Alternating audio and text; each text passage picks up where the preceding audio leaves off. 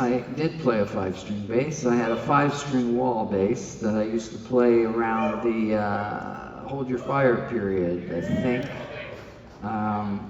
It was a fantastic bass, but 5 strings is a lot. It's one too many.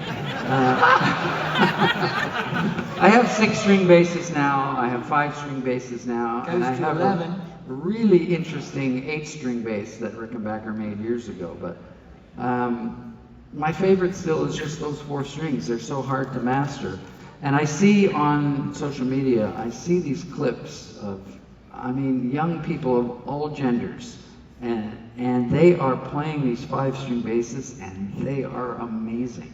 So I think the next generation of bass players will blow us all away, and I'm really pleased to see that. It's amazing to see that, the inclusion that the world of musicians has become is just fantastic. So, yeah, I have 5-string basses, but it's not my jam. I love, and I think everyone loves road stories. Every band has got them. In the days before tour buses, bands would fly to a certain area and rent a little fleet of rent-a-cars and travel to wherever they needed to get to. Mm-hmm. And you tell a story in the book that I quite liked. It was a long road trip, and people get bored and they get mischievous, and it was a rent-a-car, and if I understand correctly, you woke up to find that the windshield had been altered in a rather major way. Yes, well, that's Alex Lifeson and Howard Underlighter. I fell asleep, and they were probably high, I would say. And they had found every sharp object in the van and stuck it into that tarry goo that's between the glass and the, where the glass connects to the car itself. And there were corkscrews and pens and knives. It was a fantastic bit of art, really.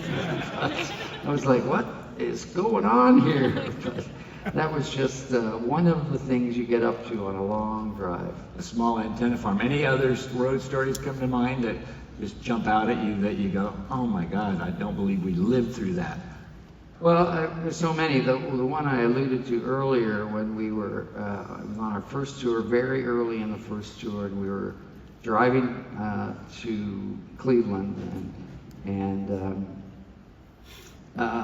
we were driving, we're smoking pot, and Alex and I were working on a song in the back seat. It was the song "Making Memories," and so we were writing, and we were having the best time. And all of a sudden, I looked at the window, and there's a sign for Memphis, and I'm like, "We're coming from Chicago, and Cleveland is not."